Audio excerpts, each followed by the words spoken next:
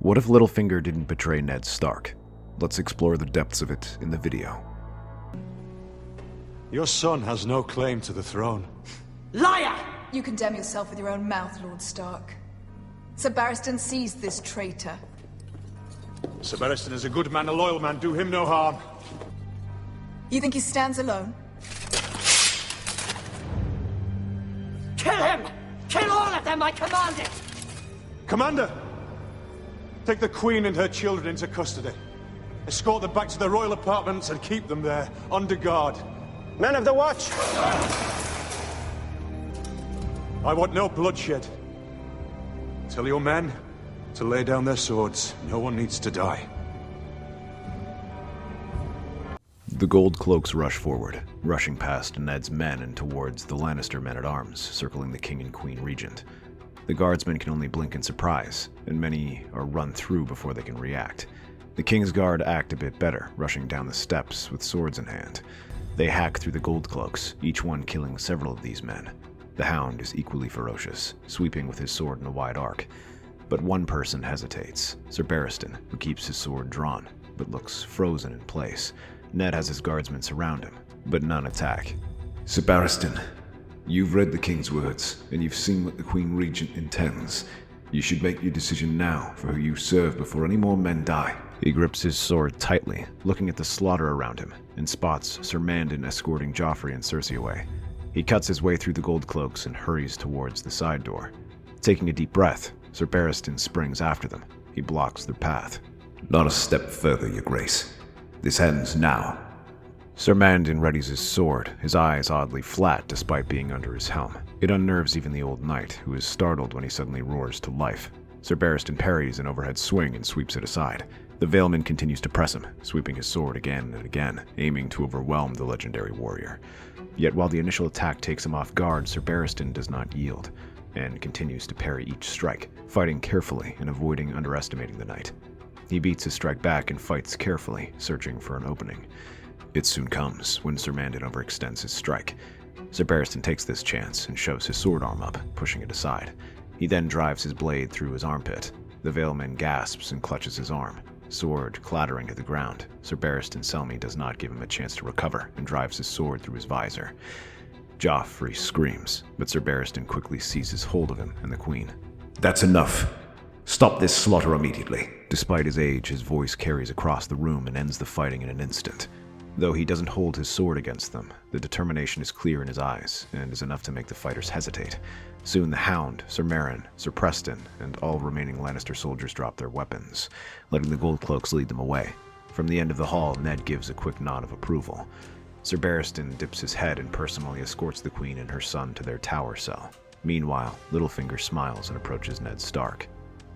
It seems your plan was a success, Lord Stark. Commander Janos knows that the boy might sit the Iron Throne, but it is I who provides his pay. Speaking of which, I think it's important that we discuss my payment. Yes, of course. Nothing in this place is ever free, is it, Lord Baelish? Very well. What is the damage? You're starting to learn, Lord Stark. Well, I think one thing is clear, and that is this place is no longer safe for your family. If you wish to remain, it is best to send them away, but perhaps not to the same place. It seems like your daughter has become quite fond of the South. Bringing her to Winterfell now might seem like a punishment to her. I suggest sending her to the Eyrie. The Eyrie? Indeed. She can still experience the courtly life she has come to enjoy. There are singers and tourneys aplenty there, and they are no friends of the Lannisters. Instead, she will be watched by her aunt and granduncle. I see. And so is your seat, if I remember correctly. And why is it that you want her there, Littlefinger? It seems I have taught you too well, Lord Stark. Yes, I would like to propose a marriage pact between Sansa Stark and Robert Arryn. Sansa is not a prize to be bartered off. I'm helping you. She was promised to a king, the same one you just deposed. Giving her a highborn like Lord Arryn might remove some of the sting, especially since he is gentle and kind. And yes, I confess that organizing such a marriage will help my standing in the Vale. But it is also an investment. Tywin Lannister will not accept this coup lying down. And if it comes to war, you shall have the Vale by your side. Ned Stark pauses. It's already too late to consider ifs. War has already come, and the Riverlands are burning. The Vale could prove critical in securing the throne. Very well. I will send her there with her scepter and some guards. But make no mistake, I will want to get her opinion of this marriage before I agree to any pact. And that night, the Wind Witch sets off, taking Arya, Sansa, and most of the household with them. Ned remains with a handful of guards to secure the throne. He sends word to Stannis, who sails from Dragonstone with an army of 3,000 men. In the meantime, Ned does what he can to secure the capital. He has the Gold Cloaks swear to serve Stannis and orders Robb to bring troops down from the north, while commanders are sent for Tywin to appear before the capital and answer for his actions. Once Stannis arrives, he sees Ned and offers a short thanks for his support, but then he comes with further revelations. Joffrey is not the true-born heir, and that he is a bastard born of incest. The whole court is stunned by this news, many not even believing it at first until Stannis begins to provide evidence. He points to genealogies and parades Robert's bastards through the city, showing what a true Baratheon child looks like. The difference is stark, and many are persuaded, but others remain unconvinced. Still, there is enough doubt for people to question, and for Tywin to tread lightly. Unfortunately, with his daughter and grandchildren as hostages, continuing this war would be unwise, and instead he begins to march towards King's Landing with his entire army. Meanwhile, Jaime is to return to the Westerlands immediately. By the time he arrives, Stannis is waiting for him, and news arrives of the Northmen crossing the Neck. They are joined by the battered River Lords, who grow their numbers further. They can relieve King's Landing if Tywin tries to besiege it, so this forces the Old Lion to negotiate. Accompanied by his most trusted bannerman, he enters the Red Keep where Stannis is waiting for them. Lord Tywin, you have much to answer for these past few weeks. Then I shall endeavor to answer your questions to the best of my abilities. This is no laughing matter, my lord. You could be executed for your actions invading the Riverlands. If that is what you think, then I request that Lady Catelyn also join me on the Headman's Block. I did not choose to invade the Riverlands for my amusement. I did so as she kidnapped my son. Your son was suspected of conspiring to have my son murdered. That does not give you leave to terrorize the good Riverlords and brutalize the small folk. Ah, so this is the stock justice I've heard of. To skulk about and ambush him in an inn as he prepares to dine on supper. If she may carry forth her justice, why cannot I do the same? She did not act alone. Reports say she was aided by men-at-arms and knights from houses Bracken and Went. How do I know that they were not part of this conspiracy? You are making assumptions, Lord Tywin. As Lady Catelyn did of my son. And in the end, what did these accusations amount to? My son was found innocent in the eyes of the gods. Am I simply to forgive this attack on my house? If it comes to making amends, then I shall gladly provide money to help the Riverlords rebuild their homes. A few gold dragons will not rebuild the lives lost in your invasion. There is blood on your hands. That is not even mentioning your son's attack on me in these very streets. And what of your daughter's attempts to take control of the city against Robert's orders? Am I now paying for the crimes of my family? Those were my son's actions. And as for my daughter and grandson, if you are truly incensed by their actions, I will gladly order Sir Ilyn to take the boy's head now. The court gasps as Tywin says that, but he folds his arms. Ned and Stannis lean closer and stare at him in shock, trying to search for some treason there, but Tywin simply smiles. Isn't that the duty of a vassal to their king? To serve them loyally, even above blood ties? Let me pay for that blood on my hands, with blood. Dear, if we are now talking about payments in blood and treason, then you must heat off the trouble brewing south. It appears Lord Renly has proclaimed himself King of the Seven Kingdoms. Renly? Who would crown him as king? It appears the Reach and Stormlands, as they are assembling swords in the marches. It will take time to mobilize a force like that. In the meantime, we must deal with Lord Tywin first. Indeed. There is still blood to be paid. Then let me pay it on the battlefield. You have not been able to mobilize all of the north. Combine your army with what's left of the Riverlands and the Vale, and you will not have enough men to face the strength of the south. My men can swing the balance in your favor. You are not the only Lannister.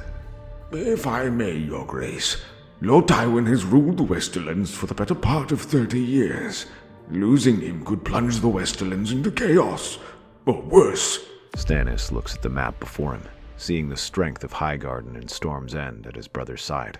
More than 100,000 swords. It would take an immense force to halt it. Taking a deep breath, he looks at Tywin and announces his conditions. Cersei and Joffrey will die, and Jaime will be sent to the Wall. Meanwhile, Tyrion shall be made Lord of Castle Rock once this war is over. If he fights well, Tywin will be allowed to live, but never rule once again. These terms are harsh, and Tywin grits his teeth upon hearing them. He is sorely tempted to refuse, but knows that Stannis holds all the cards. Reluctantly, he agrees. As Renly Baratheon rallies the banners of the Reach and Stormlands, Lord Tywin Lannister strikes first, leading 30,000 Westermen into the Reach in a bold attempt to divide and conquer. While Renly's army intends to march through the Stormlands and strike at King's Landing, this leaves Mace Tyrell to guard the Reach with 10,000 men. The Reach Lords are caught off guard, expecting a siege from Stannis or Ned. They are unprepared for an attack from the west. Sir Garland Tyrell, commanding the vanguard, rushes to meet them, while Mace tries to rally more troops to stiffen their army. Garland tries to stop them at Golden Grove, where Sir Adam Marbrand clashes with his force. The fighting is brutal. All around the experienced knights, lances splinter and horses cry out as they are cut down. It is brutal as the Tyrells try to halt their advance on the Mander. But as Garland exhausts himself, Sir Gregor and his reserves come crashing forward, throwing the Reachmen back. They are forced into a brutal retreat after his drawn-out skirmish. With the Reach exposed, Sir Gregor unleashes his wrath upon them. The region begins to burn for him, Sir Armory and the brave companions. A few lords who surrender are spared, but those loyal to Renly are punished. Mace can only lock himself into his castle as he tries to gather reinforcements, and writes to Renly, urging him to turn back with his main force. The king doubts Tywin has enough men to truly threaten the whole Reach, and initially just wants Mace to rebuild his army. But he can sense the growing worry among his bannermen, and detaches a force just as he crosses the Bridge Bridge. Randall Tarley rides back with 20,000 men to reinforce Mace. He begins hunting down the raiders, destroying them bit by bit, yet it does little to stop the fields already burned. His brutal efficiency creates resentment among the Tyrells, who begin to question the wisdom of backing Renly.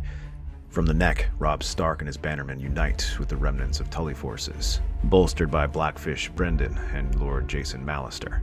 Together they march southwest to join Stannis as he prepares to march out. Into the Vale, John Royce leads 10,000 men down the King's Road at Littlefinger's urging. Their target, Harrenhal, and then advance south to rejoin Tywin's army. Though they are much farther than the River Lords, they have not quarreled with the Westermen, and they will cooperate. Meanwhile, the remnants of the Rivermen and Northmen join Stannis in the Crownlands to help fortify King's Landing. Robb Stark remains in the capital, organizing the city's defense and command. He trusts Stannis to take the field, and soon the rightful king sails with his fleet to Storm's End. He moves alongside Ned Stark, whose forces move over land. The Stormlanders hurry to confront Ned in a series of battles along the border, as Ned advances slowly but surely to strike at the Stormlands. Fighting swings back and forth, but with nearly 30,000 men, it forces Renly to commit considerable resources to keep him in check. So much that it drains his forces of their garrison. And just as these reinforcements rush forward, aiming to crush Ned Stark's army, Stannis' fleet appears off the horizon. Stannis lays siege with naval support from Davos Seaworth and land force of 5,000 Dragonstone men. Seeing themselves entrenched, Robb gathers some additional Valemen who were stationed in the capital and reinforces Ned, and along with Davos and Sir Godfrey Faring begins striking at their supply lines. Inside Storm's End, the garrison refuses to surrender, despite the growing defection of minor lords to Stannis. As supplies dwindle, Loras Tyrell pleads for reinforcements, but the Reach is under siege by Tywin, and Highgarden cannot spare men. Stannis offers terms, surrender and a pardon for Renly, but his brother refuses, trusting in the arrival of the Tyrell-Renly coalition to turn the tide. As Lord Randall Tarley leads nearly 20,000 back to the Reach, seeking to link with the Reach Lords, Tywin threatens. Near the Mander River, Randall's host slams into Tywin's, hoping to catch them overextended. Tywin, who anticipated this, chooses to stand and fight rather than retreat. During that time, he has fortified the river crossing and beaten back the Lord of Horn Hill several times. In a brutal all-day battle, Tywin holds the line, but is pushed back by sheer numbers. And just as Randyll Tarly advances, he calls in the reserves. Jon Royce and his knights appear on the horizon. The Reachmen weren't expecting these forces, and were quickly thrown back. Although Randyll Tarly stands in the center of the fighting, he faces off against Ser Gregor and Jon Royce, who both cut him down. Seeing their commander fall, the Reachmen are driven back across the Mander, and the Westermen follow in hot pursuit, riding down river to Highgarden, where they begin advancing towards them. Sir Armory and the brave companions systematically hunt down the remaining Tyrell forces or chase them off as Tywin lays siege to Highgarden itself. Although Mace tries to organize the defenses, he is a poor commander and struggles to maintain order. As the siege weapons and assault forces pour into the castle, he is hard-pressed to defend them. Garland takes over and restores order, but even he struggles as the Mountain is sent out when trying to rally the garrison. The huge knight rushes at the young warrior and cuts him down. The rest of the garrison loses heart, and the army starts to shatter. Reachmen desert Renly's army to defend their homes upon hearing of the fall of Highgarden. They watch as he is unable to protect their homes, and now his main power base is on the verge of falling. His army begins to bleed away. Renly breaks off from his fighting with Ned and Stark and hurries back to Storm's End to reinforce them and break the siege. If he strikes down Stannis, then he might be able to regain momentum. Meanwhile, in Storm's End, Loras Tyrell continues to hold back against the relentless attack. Day and night, Stannis attacks him, slowly erecting siege weapons and launching assaults on the castle walls to no avail. But it does at least prevent him from doing anything else from defending. He is informed that Renly is only a week's ride away. Soon after, he begins to see the crowd stag in the distance as Renly's banner appears. Seeing this, Stannis retreats to the nearby hills with Renly in hot pursuit. However, their attack comes to a halt as these hills have been fortified. This allows Stannis to take up defensive positions and hold them back, just as ships carrying Robb Stark's reinforcements appear and strike at their flanks. The fighting swings back and forth as Renly still outnumbers Stannis more than 2-1, and now it is the older Baratheon who is under siege. But while they are fighting, Jon Royce and his men ride hard from the Reach as well, taking their swiftest riders, and Ned Stark is close behind Renly's host. After days of hard fighting, their reinforcements begin to trickle in, surrounding Renly's army. Caught in a three-pronged attack, his forces crumble. Loras charges the northern lines in a last act of desperation and is cut down. Renly manages to retreat to Storm's End, but Stannis reveals his final surprise, a shadow assassin who murders the guards of the gatehouse and begins to open it for them, letting Ned Stark lead an assault. With Renly's capture and the Reach in chaos, the Stormlands bend the knee to Stannis. The Tyrells surrender, but their defeat is too great, and overlordship of the Reach is granted to House Florent.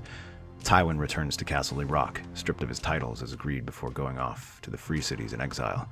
Tyrion is named Lord of Castle Rock, fulfilling his part of the deal. Storm's End surrenders, and Stannis returns triumphant to King's Landing. Meanwhile, Ned and his Northmen return home, happy to leave this city behind them and allow Stannis to rule in peace. But as one group leaves, another faction gains influence within Stannis' court, the Queen's Men. They see the victory as due to Melisandre's shadow assassin, who opened the gates to Storm's End. With their success, these people begin to push for more conversions, and to build a great temple to honor R'hllor for their success. Stannis obliges and begins its construction, but as the first stones are placed, it starts with an offering. Renly, Cersei, and Joffrey are all executed, but not in the way people are expected. Instead of simply beheading them, they are tied to stakes and burned alive as per Melisandre's instructions as an offering to the Lord of Light. People like Littlefinger and Varys watch from the shadows, seeing this as an opportunity. In the meantime, Lord Baelish visits another one of his investments, Sansa Stark. When news reaches the girl of what happened to Joffrey, she is horrified, and Littlefinger begins to use it to turn her against Ned.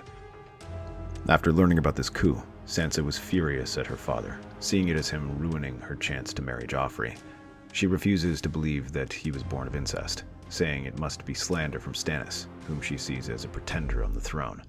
When Ned marches from King's Landing, he offers to pick up Sansa and take her home, but she refuses and says she will marry Robert Arryn. Although she was disgusted at the sickly and weak child, Littlefinger made her see the potential in him. Yes, I understand that Robert is not a looker, certainly less than Joffrey, but you must see the big picture. Right now it might seem like this marriage is a prison, but there is a great potential in it. How so? One does not marry Lord Robert for his strength, much less his personality. They marry him for his name. The Arryns are proud and ancient, and you've seen how their knights fought in this war. If nothing else, this war has been a blessing for singers throughout the realm who will have tales to spin into songs. Anyone who carries that Arryn name will have their swords at their back. So if I marry Lord Robert, I will become Arryn. And so will my children. And you will not need to see your foolish father again. Besides, Lord Arryn will not be long in this world. You may get your chance to marry your gallant prince after he is gone. What gallant prince? All that remains is Stannis and his daughter. And who is to say what the future holds? We've had 3 kings in a single year. We might have a different one next year. Littlefinger's words prove to be prophetic, as within the capital, Stannis soon finds himself facing issues. While at first he rules well and focuses on rebuilding, here the king can win over the small folk thanks to his stern but fair governance. Stannis pours resources into rebuilding lands devastated by war and limits the abuse of lordlings. Those caught extorting small folk are punished, regardless of rank. These men are imprisoned or even executed while new practitioners are granted to the people. At first, it seems like this might win over the small folk and get them to support him, but others are turned off by his religious rhetoric. Though Stannis himself is not a diehard supporter of the Lord of Light, many of his allies are, and they make their presence known.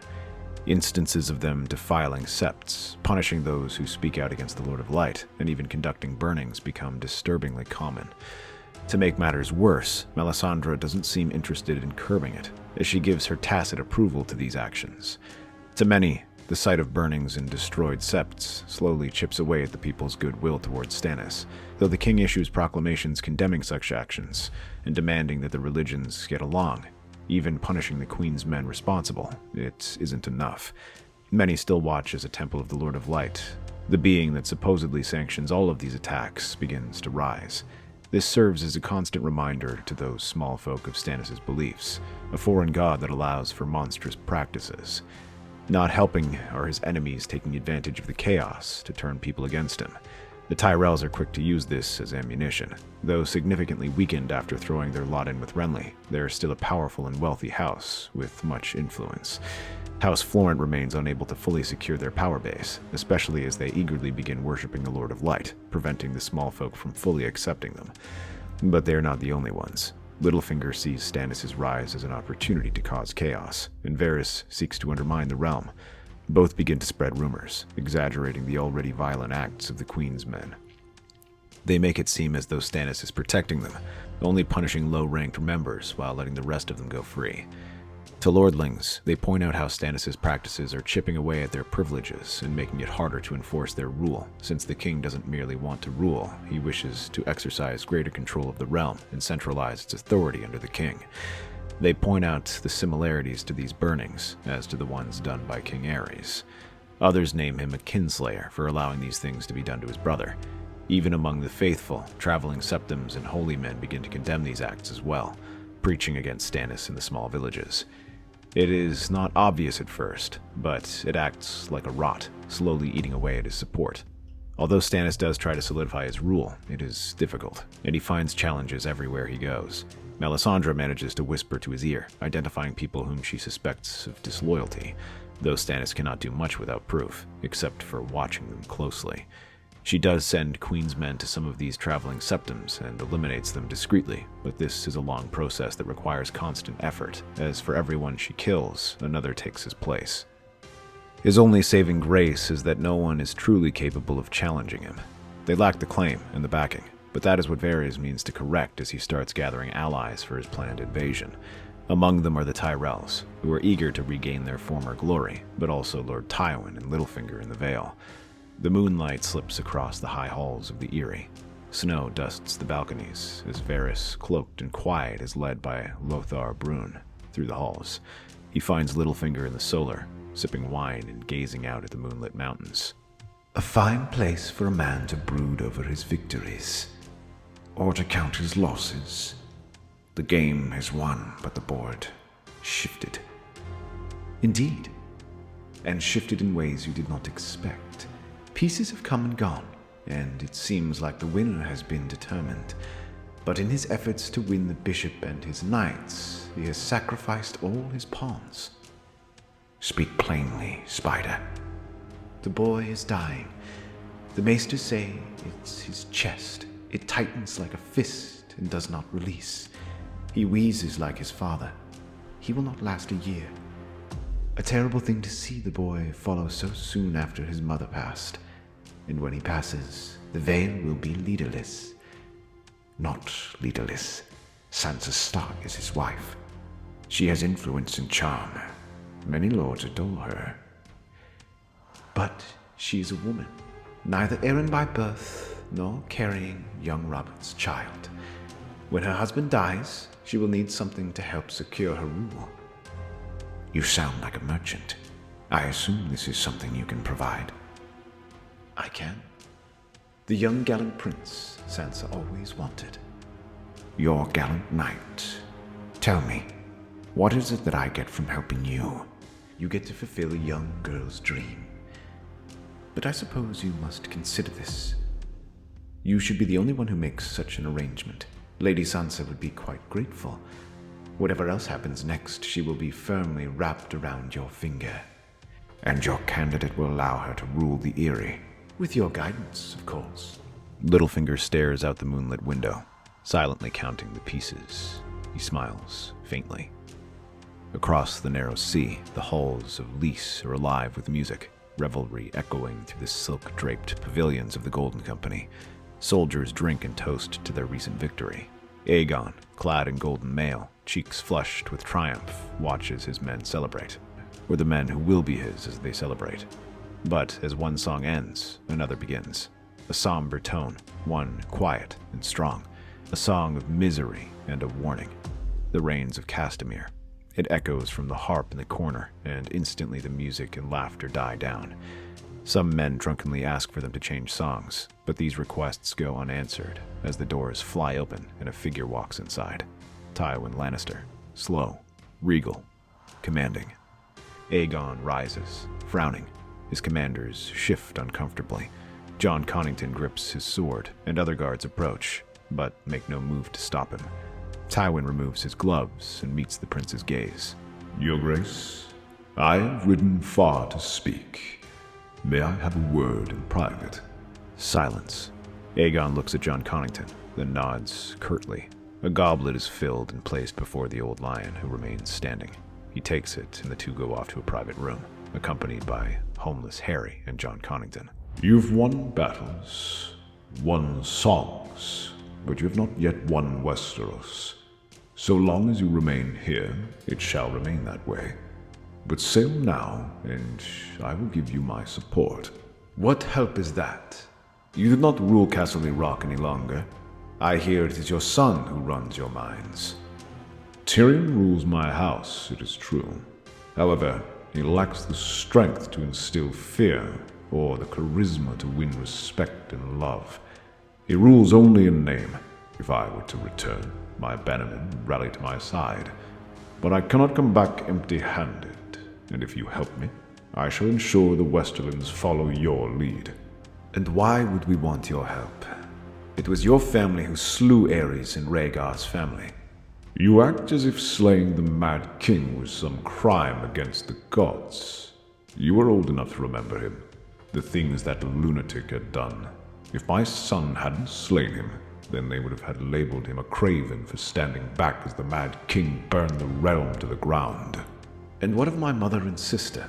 I admit your mother's death was regrettable, something I would have preferred to avoid, but you and your sisters were threats to the Iron Throne. But times have changed, and now it appears we are on the same side. I wish to return home just like everyone here. Why should I be denied my chance when the rapers, murderers, and traitors all here are welcomed? None of them committed treason. The others are traitors, but at least they wear it openly. You waited until the battle was done before slinking out of Castle Rock. What makes you any different than the late Walder Frey? Did I have a choice in the matter? If I did march out with all my strength and pledge them to the Mad King, he would have rebuffed me and ignored all my advice as he had done for years before. That was when the madness had set in, when he listened to the shadows and pyromancers over his hand.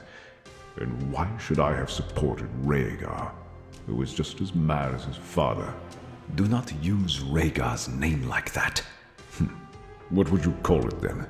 Kidnapping a girl, allowing his father to burn her family, hiding in a tower as a war raged from what? Why? Because he dreamed of prophecy. They didn't lose because I betrayed them. They failed because they had lost sight of reality long ago. You speak of this war as if you fought in it, and not just murdered innocent people when the outcome was decided. I speak with certainty from watching you, my friend. I heard of what people spoke after the Battle of the Bells. Honorable Hand Connington was too good to order the burning of the town. Instead, he searched the place house by house. You could have ended the war in a stroke if you had acted like me. But at least you have your honor, I suppose. Tell me, how does that honor taste now? Jon's fingers tighten, and he grabs his sword. Tywin does nothing but meet his gaze, daring him to disagree and provide him with anything that contradicts his claim. But slowly his fingers slip away from his weapon, and he grits his teeth. So, what is it that you want? And don't ask for a marriage. We're not putting another Lannister on the throne. Very well. I suppose that a place on your small council will suffice, and my son was removed as heir. In his place, my eldest shall be made ruler. He shall be allowed to lead the Night's Watch. Both Aegon and Jon share a look, then glance towards the Lord. Homeless Harry is already on board, but the two have some doubts. Though he offers their aid, neither one can truly ever trust him. They certainly wouldn't have wanted him ruling Castle Rock again, but that is an issue for another time. For now, they must consider taking the Seven Kingdoms. In that regard, they agree to his terms, providing that Jaime be made Lord directly and Tywin never rules Castle Rock again. With Tywin by their side, preparations are made to begin the war. They plan to set sail for the Vale of Arryn as Varys sends word that Littlefinger has agreed to their proposal and will give them free passage. He is already working on convincing the Vale Lords to turn against Stannis. The ships of the Golden Company crest the narrow sea and land not in Dorne or the Stormlands, but in the Vale. Aegon VI Targaryen, now grown and regal in black and gold, disembarks at Gulltown under the banners of the three-headed dragon. Instead of resistance, he is met with honor guards. Lords from all across the Vale gather to meet him, some with open arms, and a few more reluctantly. Over the past few weeks, Littlefinger has worked his magic and secured the Vale. First was Sansa's marriage to Robert Arryn, and this was followed by his tragic passing just days later. Being as sickly as he was, no one questioned it. But this left Sansa the Lady of House Arryn and Littlefinger as her advisor. Slowly, he begins to turn them against Stannis. While many initially cry treason, Littlefinger simply points out the uncomfortable truths about his rule. Stannis is little loved, and though they might have declared for him once, that was before he started burning people. That was before their men desecrated their septs. That was before his followers built their temple. But Aegon offers restoration, dignity, a marriage. Aegon kneels before Sansa, and within a week, their marriage goes public, and the Valemen realize that their child will be an Arryn and could very well be the future king. None of the lords can oppose this, but they can oppose burning men alive. They did just that years ago under the Mad King's rule. The Valemen march swiftly, with the Golden Company in tow. Their banners sweep through the bloody gates and descend upon the Riverlands from the east. But Brynden Tully is ready. From Riverrun, he commands a loose network of holdfasts and bridges along the Red Fork. He floods fields, burns grain, and slows the invaders. He's served alongside these Vale Lords for many years and knows how they fight. Though their knights are deadly, he will not give them a chance to unleash their cavalry superiority. His men begin launching hit-and-run attacks on the Valemen and Golden Company, raiding and hitting them with fast-moving columns or battling them in broken terrain. The Blackfish uses every inch of land as a weapon, forcing the Valemen into bottlenecks and skirmishes rather than open battles. Their advance slows, and even the most experienced sellswords and knights struggle to deal with this threat as he continues to retreat deeper into the Riverlands. However, there are only so many places he can hide in, so Brynden Tully knows that he cannot hold without reinforcements. From the Iron Throne, King Stannis grinds his teeth as ravens deliver the news. They've landed where we least expected. The Vale is lost, Your Grace. Then we must win it back. He begins summoning the Stormlords, reach houses loyal to the Florents and the North. He is about to say the same to Tyrion Lannister, but someone else speaks first. As the bulk of the fleet sets course for the Vale, a smaller force sails west to the Westerlands. Many lords of the West refuse to answer Tyrion's summons, dismissing him as a dwarf, fool, and whoremonger. But when word of Tywin's return spreads, many of these houses quickly pledge allegiance to him, and those who refuse are swiftly crushed and forced back into line. Tyrion manages to escape along a few loyal followers, pursued by 25,000 Lannister soldiers, who Tywin leads into the undefended Riverlands, striking Brendan's rear. The Blackfish, still fending off the Vale and Golden Company, finds himself surrounded. Edmure was busy organizing the defenses in Riverrun when they received Tyrion's report about the trouble in the west. Unfortunately, there is no time to redirect their defenses to face them, and their army is beaten back, and the castle falls under siege. As news of chaos spreads, Mace Tyrell makes his move and raises his banners in rebellion. The Florents remain unpopular liege lords, while their house remains well connected. Houses Hightower, Redwyne, and Fossaway flock to him, tired of Florent's arrogance and Stannis' fire-worshipping queen. The south becomes a second front. Florent loyalists are butchered as they struggle to put down a dozen rebellions. Stannis writes to Ned, urging him to join forces with the Riverlords and reinforce them while he moves south with his army. As the Lannisters advance in the west, Tywin makes good his promise of showing his brutality.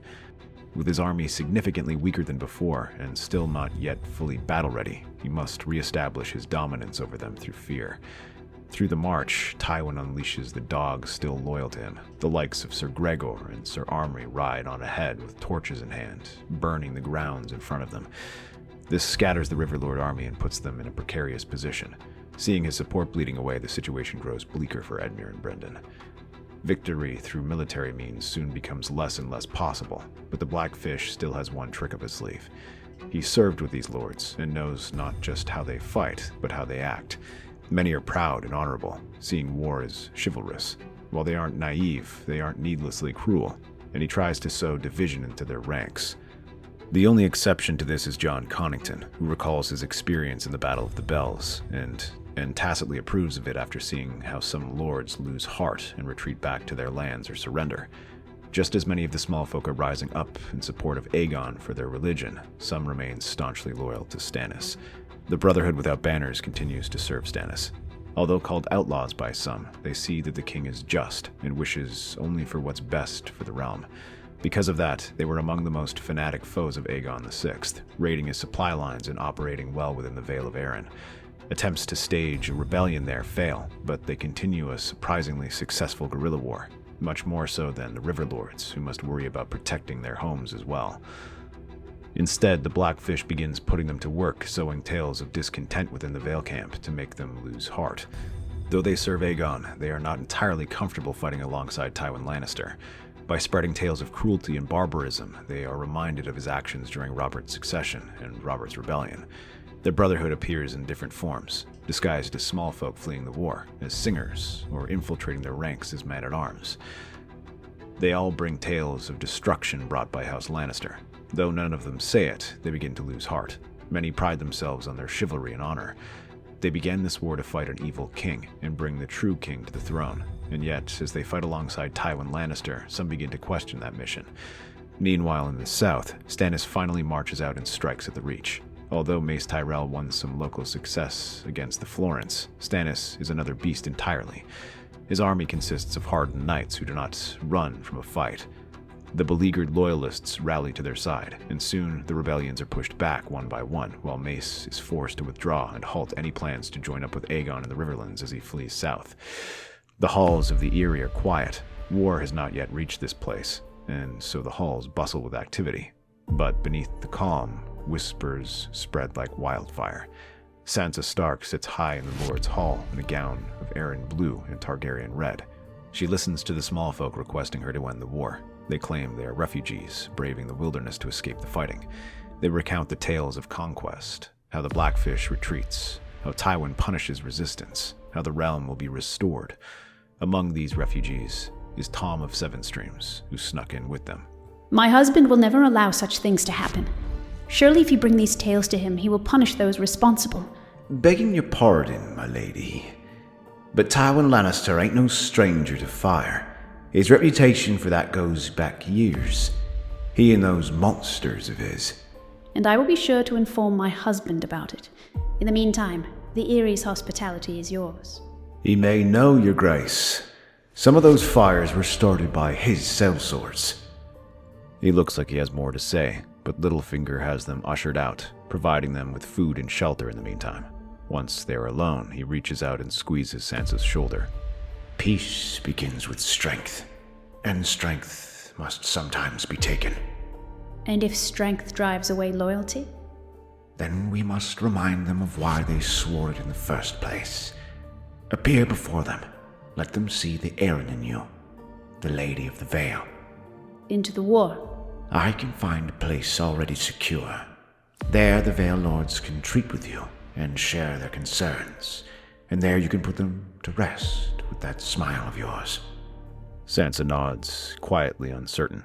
But from the shadows, Tom hears all of this and relays the information back to Riverrun. Tyrion's face lights up when he hears this. While in the Vale, Sansa is untouchable, but once she leaves the Bloody Gate, there are opportunities. He sends orders for the Brotherhood to meet up with some allies. Sansa's caravan departs for the foothills of the Mountains of the Moon. With her ride several Vale Knights, her guards, and a few Golden Company officers acting as escorts. As they wind down the mountain pass, the landscape darkens. Once green hills are charred black, a village lies empty, its houses half burned, its wells dry. Crows circle above. Was this the work of Stannis? The traitors burn their own homes to deny us shelter. But Sansa notices the torn banners, not of Stannis, but of a Riverland house. Blackwood, Frey, nay, it was Derry. Suddenly, an arrow thuds in the road ahead, then another. Screams follow as shadowy shapes emerge from behind boulders and trees. Brotherhood without banners. Among them, mountain clansmen, fierce and ragged, but grinning as they wave around steel weapons. Good steel, much better than something they can simply capture on raids. Knights rush out to meet them, but in this uneven terrain the outlaws have the advantage. Arrows fly and strike at their horses, knocking men over and leaving them vulnerable to the clansmen.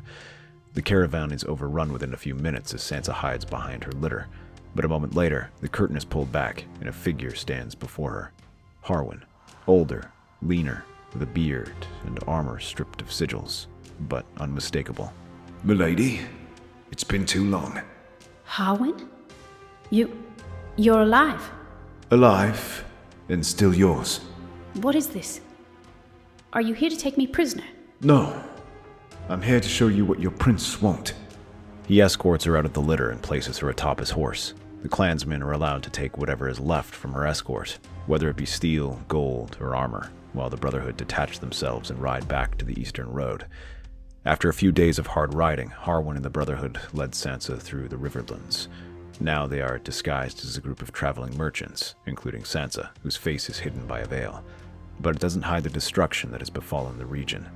They ride through the villages burned by the Golden Company, their banners still flying over smoldering homes. They pass pits of dead smallfolk, slain not for rebellion, but because they refused to yield livestock.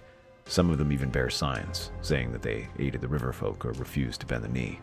As Sansa sees this, her horror only grows as she sees the full scale of destruction in this war. She had heard disturbing reports from the smallfolk and some of the lords, but it was nothing to actually see it herself. As she sees the burnt-out ruins and corpses left where they fell, she shakes her head. This is not the king I thought I served. Aegon is kind and gentle. He is chivalrous and brave. And a fantasy, milady. Princes like that only exist in stories.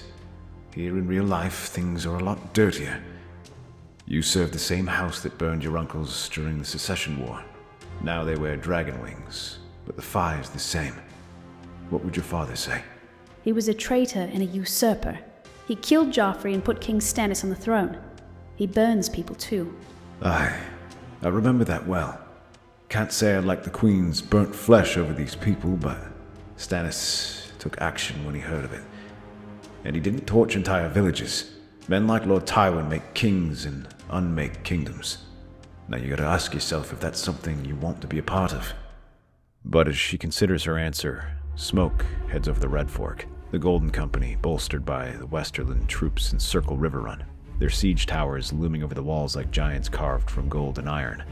Edmure and Tyrion both remain trapped there, with Brendan Tully raiding their rear lines, trying to break the siege with little luck. No matter how many raiding parties they ambush and how many outriders and foraging groups end up dead, Tywin and Jon Connington remain stubbornly committed to this siege. He tries to send word to the other river lords for reinforcements, but they are reluctant to commit their forces after just recovering their lands. They worry that regrouping will allow them to be destroyed in a single fell swoop. This leaves Tywin's banners snapping in the wind alongside the Black Dragon of House Targaryen nearly uncontested. The once proud castle, held by Edmure Tully, is battered daily by trebuchets and rams. Inside the walls, men grow weary. Supplies are low. Morale is lower. But then, from the northern ridge, the sound of horns as letters arrive. Ned Stark has arrived as well. The North has come. 10,000 Stark bannermen, led by Ned Stark, Rickard Karstark, Galbert Glover, and Maege Mormont, poured down the hills like a flood. They strike the besieging army's rear with fury, cutting down sellswords and Westermen alike. Jon Connington, commanding the Golden Company, rallies to hold them back. He organizes his longbowmen behind defensive formations and orders them to fire. These arrows blunt their offensive and force them to regroup, but morale surges with Riverrun as they see their reinforcements so close. Let them come. We'll crush them between our lines. He orders Sir Gregor Clegane and Sir Amory Loach forward to the flanks, hoping to pin the Northmen army in a vice. As the Northmen move to reorganize, they are hit by Gregor, and Amory Loach tries to break up their formations. The fighting is brutal. For hours, neither side gains ground. The Riverlords attempt a sortie, but are beaten back. The Northerners take heavy losses as they reorganize. The Blackfish organizes counter-raids aimed at breaking their defenses and opening up a gap to hit the Lannisters.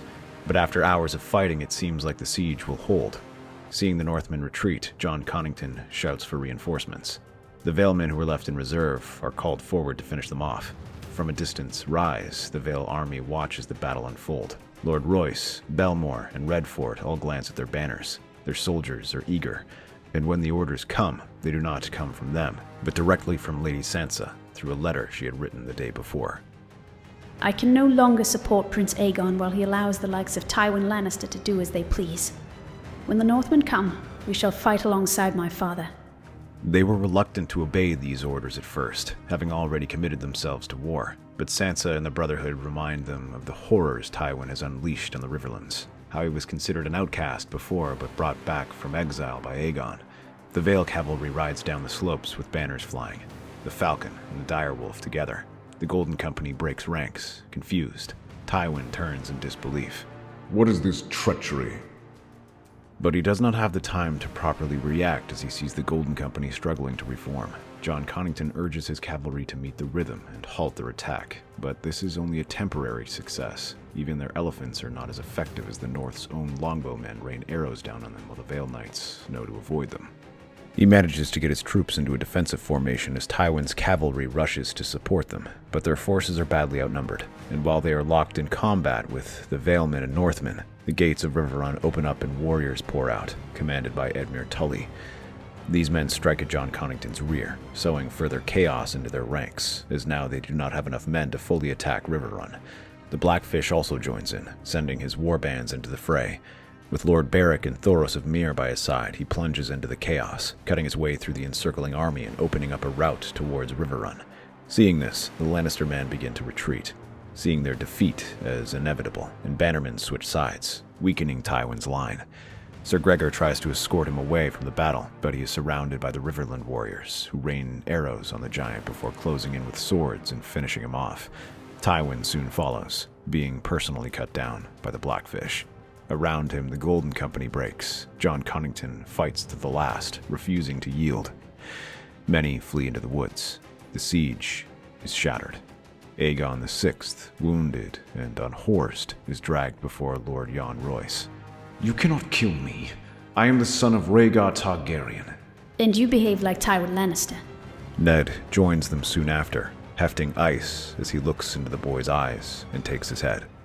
Once that is done, the remnants of their army are broken, throwing down their weapons and yielding to Ned Stark's army. Far to the south, in the Reach, the last embers of rebellion smolder. Mace Tyrell, retreating toward Old Town, finds himself cornered by Stannis' hardened infantry and Florent remnants.